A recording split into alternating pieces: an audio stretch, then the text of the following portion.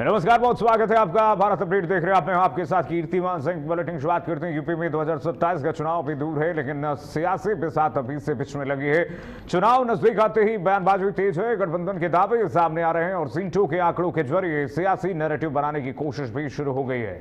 और इसी कड़ी में समाजवादी पार्टी के अध्यक्ष अखिलेश यादव ने एनडीए के सीट शेयरिंग को लेकर के एक ऐसा दावा किया है जिस पर अब सियासी बहस चढ़ गई है। अखिलेश यादव के मुताबिक जयंत चौधरी की आरएलडी को 73 सीट, ओम प्रकाश राजभर की सुभाषपा को 39 सीट, संजय निषाद की निषाद पार्टी को 31 सीट और अनुप्रिया पटेल के अपना दल को 19 सीट मिलेगी। यानी कि अखिलेश यादव ने एनडीए के सहयोगी दलों के हिस्से का पूरा गणित सामने रख दिया है। लेकिन सवाल यह है कि आंकड़े आए कहां से? अखिलेश यादव ये आंकड़े लेकर कहां से आए? क्या एनडीए ने ऐसा कोई फॉर्मूला घोषित किया है या फिर यह सिर्फ विपक्ष की तरफ से एक सियासी अनुमान है और माहौल बनाने की कोशिश है? दिलचस्प बात यह है कि समाजवादी पार्टी का खुद का गठबंधन और सीट शेयरिंग फॉर्मूला अभी तक पूरी तरह से सामने आया ही नहीं। पूरी तरह से क्या, सामने ही नहीं आया है।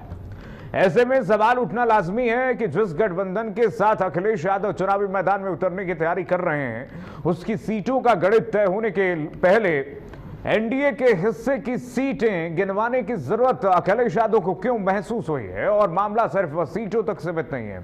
अखिलेश यादव ने एनडीए के शुरुआती अक्षर एन को नेगेटिव यानी कि नकारात्मक बता दिया और अपने पीडीए को प्रोग्रेसिव यानी प्रगतिशील बता दिया। यानी चुनावी लड़ाई को सिर्फ गठबंधन बनाम गठबंधन नहीं बल्कि नेगेटिव बनाम प्रोग्रेसिव की राजनीतिक सोच के तौर पर पेश करने की कोशिश है अखिलेश यादव की। लेकिन यहां सबसे बड़ा सवाल यह है कि क्या सिर्फ किसी गठबंधन को नेगेटिव कह देने से अपनी राजनीतिक प्रोग्रेसिव साबित हो जाती है? क्या चुनावी राजनीति में नारों और शब्दों से ज्यादा जरूरी नहीं कि जनता के सामने विकास और कानून व्यवस्था, रोजगार, निवेश, बुनियादी ढांचे और शासन का ठोस रिपोर्ट कार्ड रखा जाए?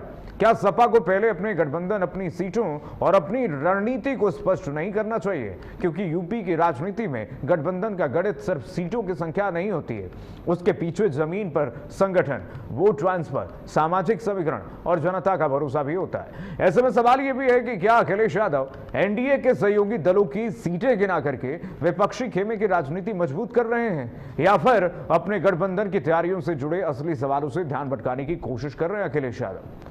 और यही सवाल है, इस वक्त महत्वपूर्ण सवाल है कि अखिलेश यादव ये बार बार पीडीए का भी फॉर्मूला चेंज कर रहे हैं और अब उनका पीडी पहले पंडित था, पिछड़ा दलित अल्पसंख्यक था, पिछड़ा दलित आदिवासी था, पिछड़ा दलित आदि आबादी था। लेकिन अब पीडीए का मतलब देखिए, चुनाव आते आते नया नैरेटिव सेट कर दिया अखिलेश यादव ने। ये कह रहे हैं कि पीडीए का मतलब यहाँ पे प्रोग्रेसिव है, हमारे पीडीए का मतलब प्रोग्रेसिव है और एनडीए का फुल फॉर्म उन्होंने नेगेटिव बता दिया है। अखिलेश यादव का ये फॉर्मूला कितना चलने वाला है? क्योंकि लगातार हम देख रहे हैं मुख्यमंत्री योगी आदित्यनाथ, आज अभी खबर आपने सुनी होगी कि सीएम योगी आदित्यनाथ को फ्री हैंड मिल गया है। एक चूड़ी और टाइट कर दी है बीजेपी ने। शीर्ष नेतृत्व से मुलाकात करने पहुंचे मुख्यमंत्री। उसके बाद जो अफवाहें, जो अटकलें उत्तर प्रदेश में मुख्यमंत्री के नेतृत्व को लेकर के फैलाई गई समाजवादी पार्टी की तरफ से कि डबल इंजन टकरा रहा है, यूपी का इंजन और केंद्र का इंजन आपस में टकरा रहा है, उस पर भी पानी फेर दिया बीजेपी ने। और बीजेपी की तरफ से क्लियर कर दिया गया, स्पष्ट कर दिया गया है कि नेतृत्व बाबा का होगा। यानी कि मुख्यमंत्री योगी आदित्यनाथ को फ्री हैंड है। सीएम इस बार जो कहेंगे वही होगा उत्तर प्रदेश में। मुख्यमंत्री जिस टिकट को फाइनल, जिस नाम को फाइनल करेंगे उसे टिकट मिलेगा। पिछली बार गलती कर दी थी बीजेपी ने। मुख्यमंत्री योगी आदित्यनाथ ने कहा कि इसे टिकट दीजिए, लेकिन दिया नहीं गया, सरपास किया गया। उसके बाद नतीजा देखा गया, लोकसभा चुनाव में भी यही हुआ। लेकिन इस बार मुख्यमंत्री योगी आदित्यनाथ पर पूर्ण भरोसा शीर्ष नेतृत्व का है और शीर्ष नेतृत्व ने मुख्यमंत्री योगी आदित्यनाथ को फ्री हैंड दे दिया। अब कमान मुख्यमंत्री योगी आदित्यनाथ के पास है और सीएम योगी आदित्यनाथ बिना लाग लपेट लगातार एक एक मुद्दे लेकर के जनता के बीच ऐसे जा रहे हैं, ऐसे घिर रहे हैं। कल तो मुख्यमंत्री ने कह दिया कि जो लोग चंदा चोरी की बात करते हैं वो लोग बताएं कि उत्तर प्रदेश में राजस्व की चोरी कैसे की गई? राजस्व की चोरी करके कहां से कहां ले जाया गया? तो मुख्यमंत्री ने एक नैरेटिव सेट कर दिया। हमारे साथ दिनेश जी जुड़ रहे हैं, दिनेश तिवारी जी, प्रवक्ता बीजेपी। दिनेश तिवारी जी का मैं बहुत स्वागत करूंगा। चर्चा करेंगे, थोड़ा सा हमारे पास समय कम ही रहती है लेकिन चर्चा करेंगे। दिनेश जी, अब एनडीए के सीट शेयरिंग फॉर्मूले के बारे में गणित रख रहे हैं अखिलेश यादव जी। ये उनको कौन पर्चा पकड़ा गया है अखिलेश यादव जी को कि भाई आरएलडी को इतनी सीट, 73 सीट, सुभाषपा को 39, निषाद पार्टी को 31 सीट दे रहे हैं और अपना दल को 19 सीट दे रहे हैं। 241 सीट का कुल मिलाकर के 430 माइनस 162 और 241 सीट का वो आंकड़ा रख रहे हैं। कह रहे हैं इतने में देखिए इनके सहयोगी दल आ जाएंगे।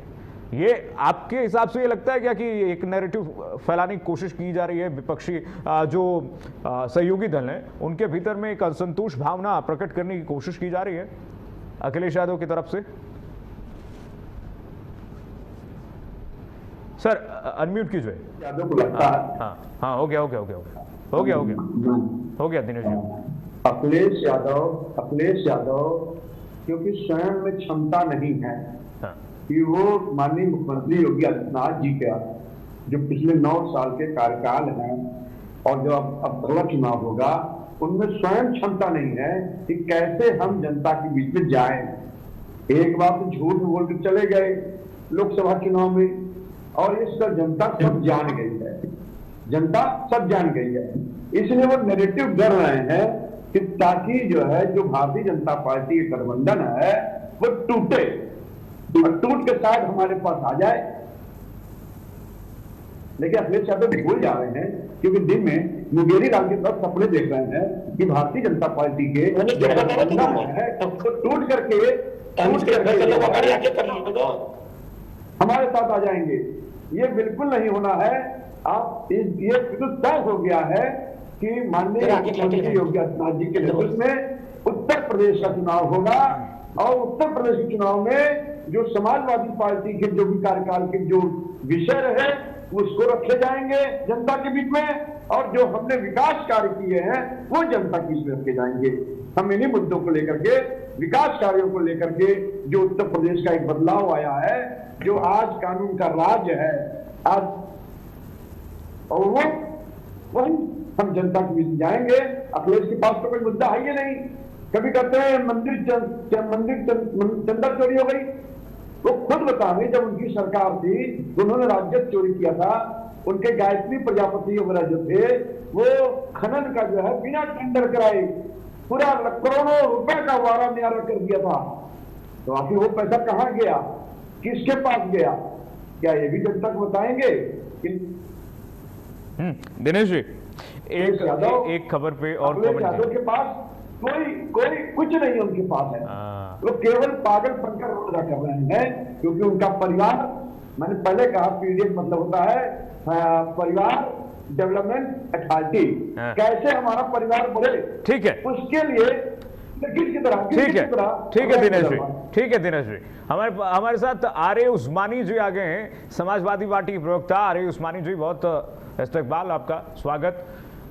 उस्मानी जी, अखिलेश यादव जी को ये किसने बता दिया कि उनके सहयोगियों को कितनी सीट मिलने जा रही है? ये कैसे आप लोगों को पता हो गया? देखिए, पता होने को कुछ रह नहीं जाता है ना।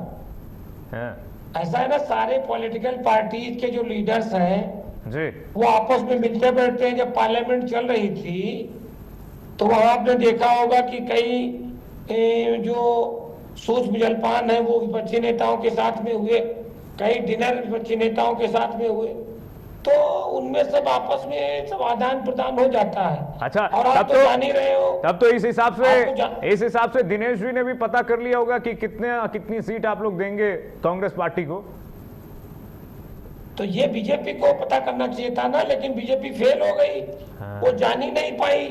24 में देखा नहीं, एकदम धोखा खा गई कि उत्तर प्रदेश में सूफड़ा साफ हो गया और समाजवादी पार्टी पहले नंबर की पार्टी बन गई और देश की तीसरे नंबर की पार्टी बन गई।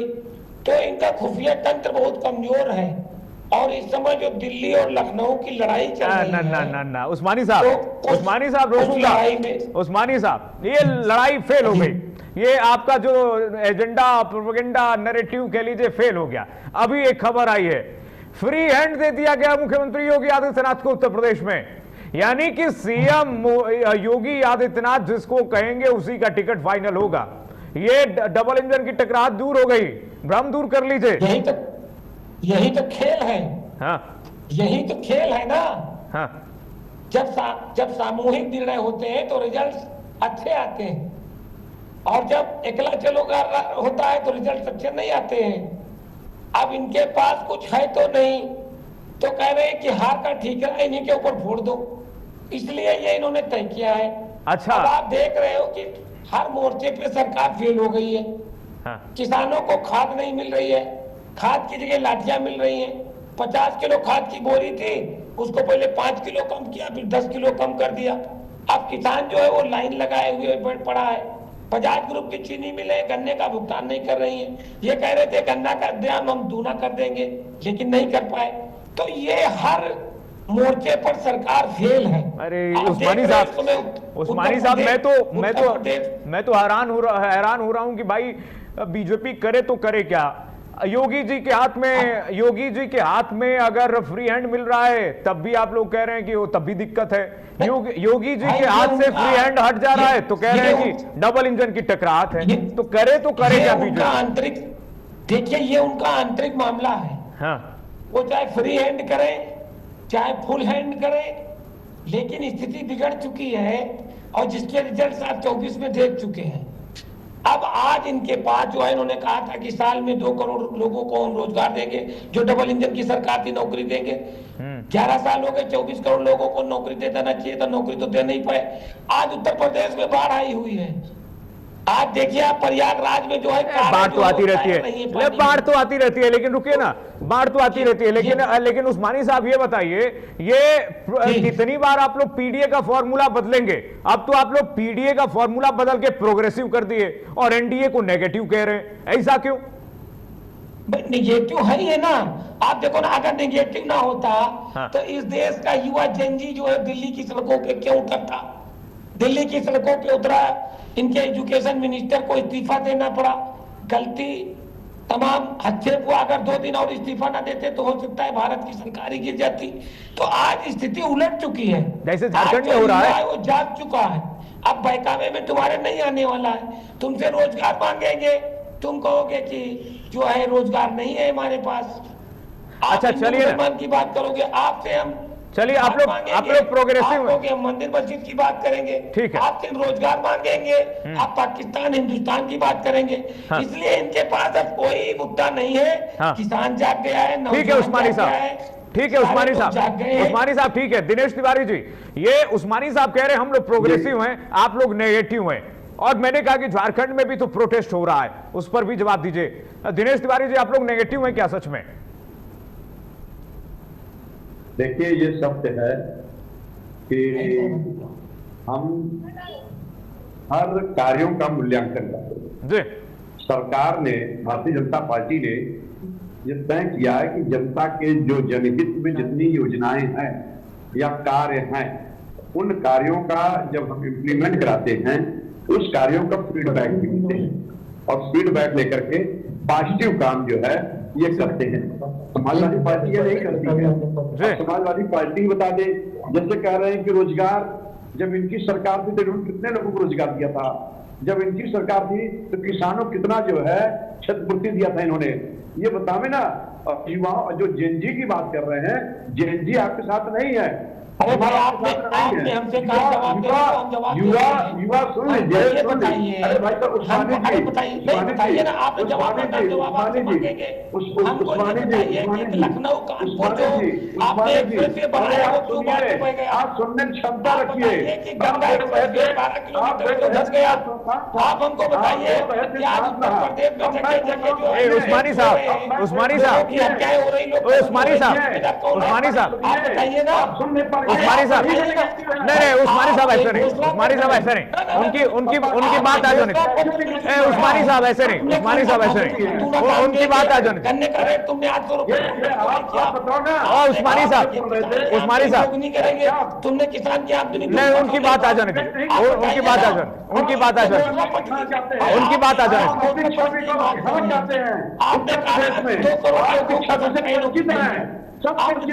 उस्मानी साहब रुकिए। उस्मानी साहब ये ठीक नहीं, ये ठीक नहीं। उस्मानी साहब ये ठीक नहीं, उस्मानी साहब ये ठीक नहीं, उस्मानी साहब ये ठीक नहीं है। नहीं उस्मानी साहब ये ठीक नहीं। तो फूल बरसा रहे हैं तो क्या हो गया? फूल बरसा रहे हैं तो क्या? वो तो ठीक है, वो तो ठीक है, वो तो ठीक है उस्मानी साहब, लेकिन रुकिए, उस्मानी साहब रुकिए, उस्मानी साहब रुक जाइए, उस्मानी साहब रुक जाइए। पहचान है अपना जवाब दीजिए। उस्मानी साहब रुकिए, उस्मानी साहब रुकिए, उस्मानी साहब रुकिए, उस्मानी साहब रुकिए। दिनेश जी की आवाज, दिनेश जी की बात आ जाए। वो टूट गया, बिखर गया, कैसे बिखर गया बताइए। अच्छा ठीक है, दिनेश जी की बात आ जाने दीजिए। उस्मानी साहब जीरो टॉलरेंस। अरे एक बार शुरू हो गए तो बंद नहीं होने, बंद हो जाइए, बंद हो जाइए। उस्मानी साहब रुकिए, उस्मानी साहब रुकिए, उस्मानी साहब रुकिए, उस्मानी साहब रुकिए, रुकिए रुकिए, उस्मानी साहब रुकिए, रुकिए रुकिए, उस्मानी साहब रुकिए। उनकी बात आ जाने दीजिए, पहले उनकी बात आ जाने दीजिए। जवाब मांगा था भैया, सिंह साहब जवाब नहीं, वो उनकी बात आ जाने दीजिए, उनकी बात। इन्होंने जवाब मांगा था। तिवारी जी बोलिए। अच्छा जवाब तो सुन लीजिए, जवाब तो सुन लीजिए, जवाब तो सुन लीजिए। तिवारी जी बोलिए, तिवारी जी बोलिए। अब आप देखिए उस्मानी जी, आप सुनना नहीं चाहते हैं। आप जवाब मांगा, हमने जवाब दे दिया आपको। नहीं आप सुनिए, अरे हम तो क्या जवाब दे दिया? आप सुनिए, आप सुनिए, क्या जवाब देंगे? उत्तर प्रदेश को, इसी उत्तर प्रदेश को पहला प्रदेश बना दिया था, उसी प्रदेश को गड्ढा दिया था। आपने इसी प्रदेश को राज्यों से लूटने का काम किया था। क्या बात करते हैं आप जो है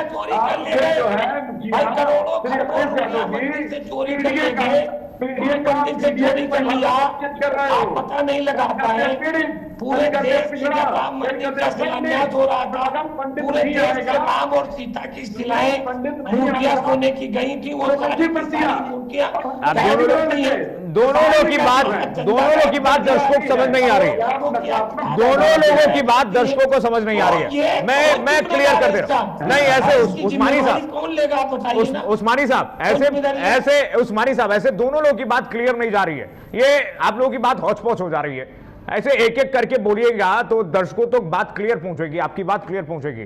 चलिए हमारे माफी के साथ, हमारे पास समय कमी है। उस्मानी साहब आपका और दिनेश तिवारी जी बहुत स्वागत, बहुत शुक्रिया आप लोगों का। लेकिन अखिलेश यादव लगातार पीडीए का जो फॉर्मूला तय कर रहे हैं उसको देखना होगा बीजेपी को भी, और बीजेपी के लिए नेगेटिव शब्द का इस्तेमाल कर रहे हैं अखिलेश यादव को भी देखना होगा। चलिए फिलहाल एक छोटा ब्रेक लेते हैं, जल्द लौटते हैं वापस।